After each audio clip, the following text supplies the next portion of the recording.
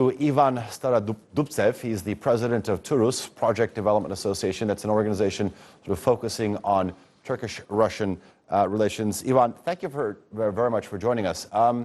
I'd like to hear your assessment in terms of what Russia's role is right now, now that the deadline has expired, in sort of the 10-point articles that were set out in the Sochi agreement. Thank you so much.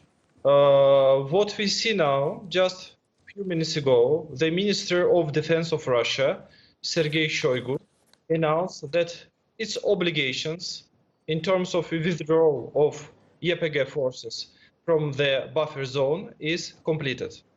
So we got used to that when our Minister of Defense is speaking, it means it is so. But of course, what I do expect, some provocations are still possible and some minor points are still possible. But in principle, I would believe what was said by Minister of Defense of Russia when it stated that the process is completed. Of course, what we see here, it is a difficult process. Russia took a quite hard obligation on its shoulder, but it seems to be that it tried to bring it to the place as soon as possible and even earlier in comparison what was stated in the agreement in Sochi. Okay, Ivan, tell me this. Now that so we know that this deadline has expired, and part of the obligations now that this deadline has expired is that Turkey and Russia will conduct joint patrols within that 10-kilometer buffer zone.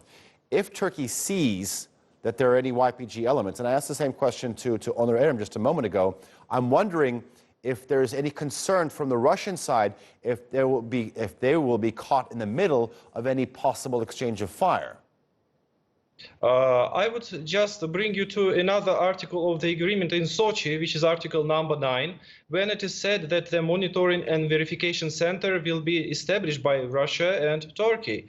I believe that this center should take such decisions in terms if there are some minor points or some part of YPG forces is there what should be done.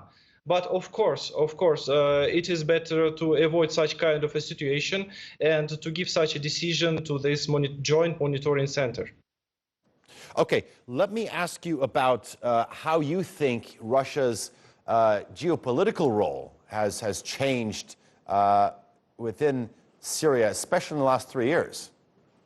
You remember in year 2015 when Russia entered Syria, it assisted militarily to the official Damascus to overcome their civil war in the country. In year 2017, it was established Astana process together with Turkey and Iran, which enabled to initiate the political process in Syria. Now we see that we are coming more to political process rather than to the military one, and Russia become the mediator between all the power which is capable to speak almost to all parts of the conflict. But together with Turkey, what we see, there are two major players in Syria.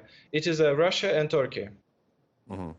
So you're saying that this military campaign is slowly transitioning or giving way to a more dominant political process, and we're going to see sort of the start of that on October the 30th, when the country's first constitutional committee meets in Geneva. 150 members of this panel will be talking about the future of the country. What role do you feel that Russia is going to play, and compare that to our viewers, the role it played in sort of the Astana process? I believe that the Russian role is exactly today a mediator role to put all the sides of the conflict together with each other.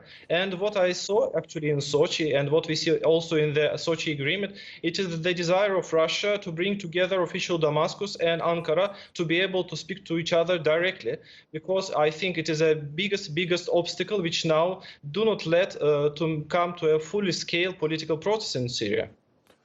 Okay. All right. Ivan Starodubtsev, sorry for the pronunciation of your last name. I've tried to practice it a couple of times, but I appreciate it. Ivan, thank you very much.